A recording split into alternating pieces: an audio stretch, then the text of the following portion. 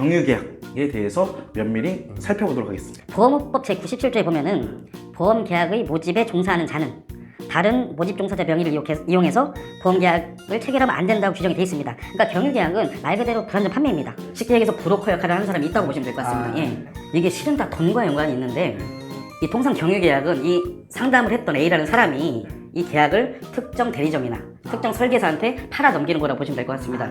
예, 그래서 그 계약이 체결되게 되면 이제 수수료가 발생되잖아요. 그러면 그 경유계약 한 사람과 이 상담을 했던 사람과 수수료를 나눠 가지는 겁니다.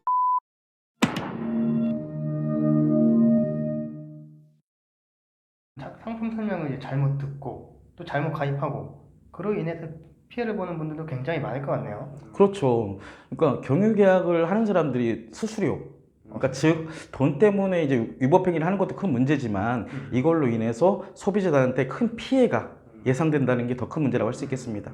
보험 가입 설계를 하는 사람 따로 있고 고객을 만나서 보험 설명하는 사람 따로 있고 이 자체가 잘못된 행위인데 고객이 보험 상품 설명 제대로 듣기나 했을까요? 아이고 이런. 그럼 이제 상품 설명을 잘못 듣고 예. 저 해지 많이 해봤잖아요. 저처럼 손해보는 분들 굉장히 많을 것 같아요. 이게 당연하죠. 그리고 한번 잘 들어보세요. 그럴 일들이 생기면 안 되겠지만 만약에 고반장님이 보험을 가입하고 이제 보험금 청구할 일이 생겼어요. 이제 청구하려고 담당자를 찾아봤더니 생판 모르는 사람인 거예요. 어색해. 한 번도 만나보지 않은 어색해요. 내성적이시니까 어색할 수 있어요. 그러면 돈도 그러니까 청구 금액도 얼마 안 되고 아 이거 뭐 나중에 하지 하면서 잃어버릴 수 있습니다. 왜냐하면 보험금이라는 게 청구 시효가 정해져 있습니다. 그러니까 과거에 가입했던 보험들은 이제 청구 시효가 2년으로 알고 있고요.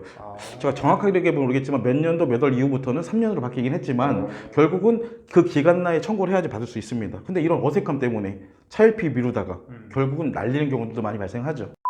그리고 설계사 입장에서도 본인이 직접 모집한 계약이 아니잖아요. 맞아요. 예, 그 경유계약을 한 사람이 계약받아 온 거잖아요. 그러니까 책임감도 아무래도 덜 할 것이고. 그 사람도 어색하죠. 그럴 수도 있죠. 아, 자꾸 하나 꽂혀가지고. 그럴 수도 있죠. 이거 그 설계사 입장에서는 본인이 직접 모집한 계약이 아니다 보니까 조금 관리하는 부분에서 미흡할 수밖에 없고, 그리고 덜 신경 쓰겠죠. 예, 그리고 계약을 체결하는 과정에서 이미 그 브로커한테 일부분을 줬잖아요. 그러면 본인의 이득이 덜하다고 생각을 할 것입니다. 그렇기 때문에 보험 관리가 원활하게 될 수가 없습니다. 그리고 보험금 청구를 했는데 뭐 보험회사에서 그냥 쉽게 주면 상관이 없겠지만 이 핑계 저 핑계 대가면서 또 보험금을 못 준다고 해요. 그럼 어떤 상황이 발생할까요? 결국은 분쟁까지 이어질 수도 있습니다. 그때 박 실장님 불러야죠. 그러니까. 근데 문제는 뭐냐 또 고반장님이 가입 당시에 계약서에 자필 설명하셨잖아요. 그렇죠. 예. 그리고 이 잘못된 행위에 대해서 딱히 증거 자료 안 남겨놓으셨잖아요. 그렇겠죠. 근데 나중에 알고 보니까 실은 모르는 사람한테 가입을 한 거예요. 이건 너무한 거 아니냐고. 그러면 이렇게 뭐 라이센스라든지 뭐 그런 거를 신분증이나 확인을 하고 나서 사인을 해야 되는 건가요?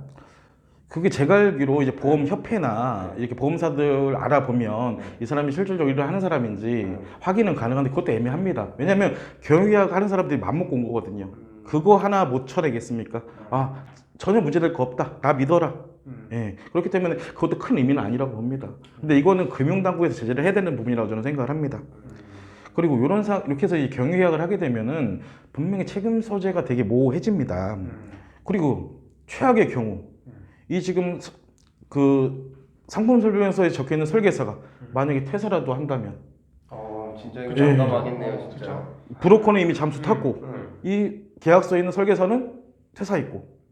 제가 이 타이밍에서 조금 이 타이밍에 맞는 적절한 기사를 한번 읽어봐 드리도록 하겠습니다. 경유계약의 가장 큰 특징은 일단 잘못된 정보가 있더라도 크게 수정을 해주지 않는 것이다. 만약 가입 후 문제라도 생기면 책임은 서로 지지 않으려고 할 것이다. 심지어 상담한 A 설계사가 간두기라도 한다면 계약의 담당자인 B 설계사와 연락이 닿아도 그 관계가 매끄럽지 못하다는 게 2차 문제가 된다. 설령 이러한 계약이 불법이기 때문에 보험사 측에 민원을 제기하고 피해에 대한 보상을 요구할지라도 결국 모든 것을 짊어지고 진행해야 하는 것은 소비자의 본인이라는 것도 문제가 된다. 해결도 쉽지 않다. 그래서 소극적으로 대응하고 그냥 피해만 보는 경우가 부지기수다. 때문에 만약 이러한 경로를 통해 보험 가입을 하게 된다면 꼼꼼히 살펴봐야 된다. 이렇듯 경유계약을 맺었다가 나중에 문제가 된다면 계약자는 불필요한 보험금 분쟁을 해야 되고 또 불안전 판매로 인한 손해를 볼 수 있습니다. 실장님, 경유 계약으로 문제가 된 사례가 굉장히 많을 것 같은데 그렇죠. 아무래도 네. 그렇겠죠. 혹시 그러면 건수가 어느 정도가 될까요, 그게?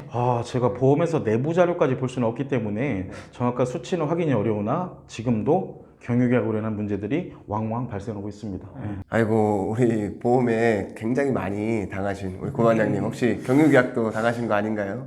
제가 보험의 네. 피해 아이콘이 되고 있는 것 같은데 아직 경유 계약을 당해본 적은 없어요. 그럼 다행이네요, 진짜. 아니, 그냥 근데 제가 모르는 건 또 아닐까요? 그럴 수도 있죠. 이참에 다시 한번 제가 알려드리겠습니다, 방법을. 예. 경유계약이 맞는지 아닌지 확인하는 방법에 대해서 알려드리도록 하겠습니다.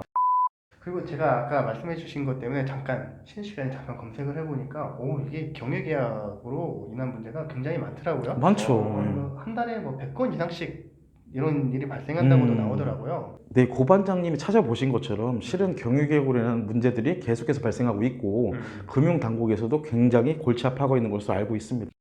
시장님이 그럼 이런 경유 계약 문제를 많이 다루셨을 것 같은데요. 예, 예. 그러니까 CI나 종신보험처럼 단건으로 의뢰를 하시는 분들도 많으신데 이렇게 경유계약으로 인한 문제 때문에 의뢰를 하시는 분도 있습니다. 실질적으로 제가 담당했던 한번 사례에 대해서 좀 설명을 드려보도록 하겠습니다. 예. 이분은 최땡땡 의뢰인이시라는 분이신데 60대 초반의 여성분이셨고요. 이분이 사위의 소개로 김땡땡 설계사를 소개받았고요. 이제 그분을 통해 가지고 상담을 받고 자필 서명을 하고 보험계약을 하는데 총 3군데 보험사에 4건의 보험계약을 하게 됩니다. 예, KB 손해보험 1건, 메리츠 손해보험 2건, 그리고 DB 손해보험 1건 이렇게 해서 총 4건에 가입을 하시는데 중요한 건 아까 자필 설명을 했다고 그랬잖아요. 예, 김땡땡 의뢰인이라는 사람이 이 상품 설명서에 방땡땡 설계사 이름을 적게 했다는 겁니다. 그래서 일단은 아까처럼 이미 계약 단계이기 때문에 신뢰가 형성된 상태이기 때문에 일단 설명을 했는데 이게 시간이 지나고 나가지고 경유계약을 계속 찾아보는 과정에서 경유계약이 문제가 될 여지가 많다는 걸 알고 나서 이 4건 모두 해지를 하셨습니다. 근데 문제는 뭐냐? 4건에 대한 총 보험료 합이 한 750만 원 정도 됐었어요. 근데 해지해서 받은 거는 꼴랑 73만 원. 결국은 납입보험료 대비 10%도 안 되는 금액밖에 못 받으신 거예요.